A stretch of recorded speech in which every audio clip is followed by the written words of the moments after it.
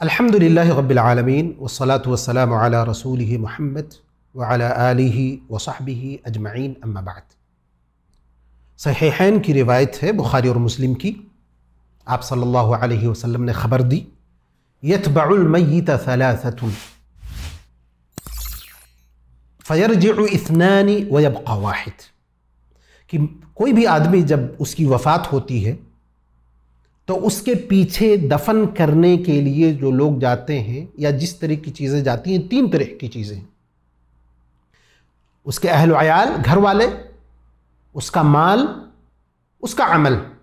فیرجع اثنان، دو واپس آ جاتے ہیں، یعنی اس کے گھر والے اور اس کا مال۔ مال سے مطلب یہ ہے کہ اس کے خدم و حشم، اس کے جو یہاں نوکری کرتے تھے یا اس کی خدمت کے لیے جو لوگ مامور تھے، یا دوسرا مفہوم یہ ہو سکتا ہے کہ اس کی عزت اور اس کے مال و جائیداد کی وجہ سے جو لوگ اس کو مٹی دینے کے لیے آئے ہیں وہ، تو یہ دونوں قسم کے لوگ واپس آ جاتے ہیں۔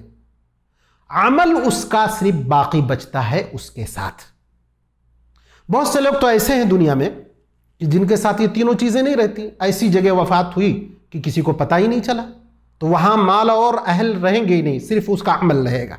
تو اگر دیکھا جائے تو مرنے سے لے کر کے آخرت کی پوری زندگی میں انسان کا عمل اس کے لیے کام کرے گا، اس کے کام آئے گا۔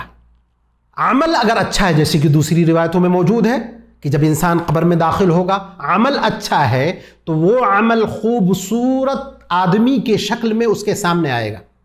وہ پوچھے گا بھائی کون ہو؟ وہ کہے گا میں تمہارا اچھا عمل ہوں جن کو تم کرتے تھے اپنی دنیاوی زندگی میں۔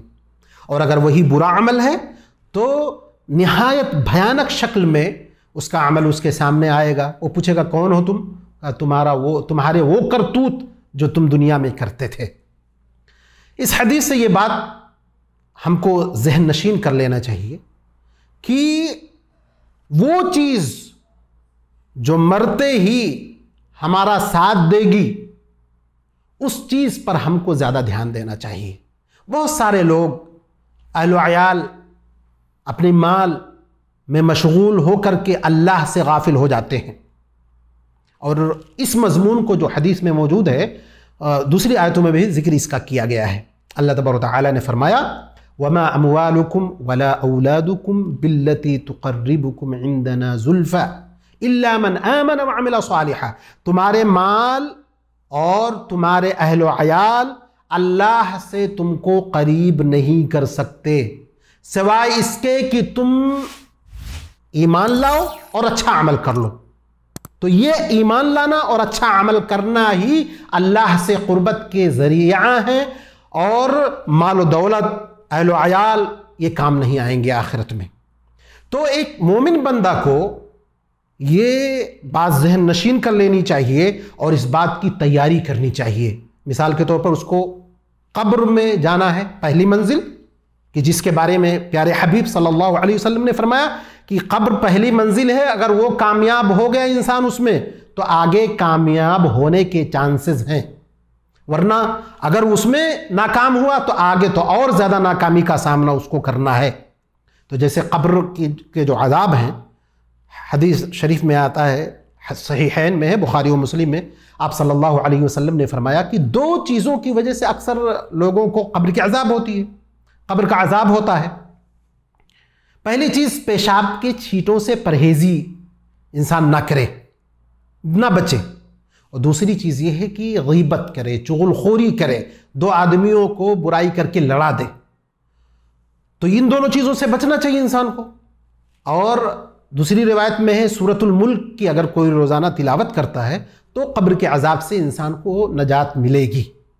اسی طرح پل صراط میں کیا چیزیں اس کے کام آئیں گی اس کا دھیان رکھنا چاہیے۔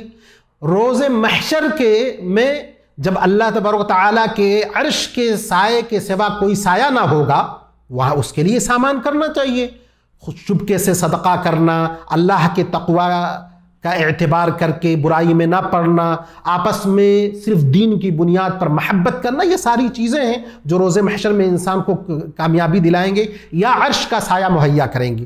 تو ہم کو ان ساری چیزوں کا خیال رکھنا چاہیے اور اپنے اپنی کامیابی کا ذریعہ پیدا کرنا چاہیے، اپنے اعمال کے ذریعے اور اپنے اخلاص کے ذریعے۔ اللہ تبارک و تعالیٰ سے دعا ہے کہ اللہ تبارک و تعالیٰ ہماری بخشش فرمائے اور ہمیں ان اعمال کی توفیق عطا فرمائے جو آخرت میں ہمارے کام آ سکیں۔ وآخر دعوانا الحمد للہ رب العالمین۔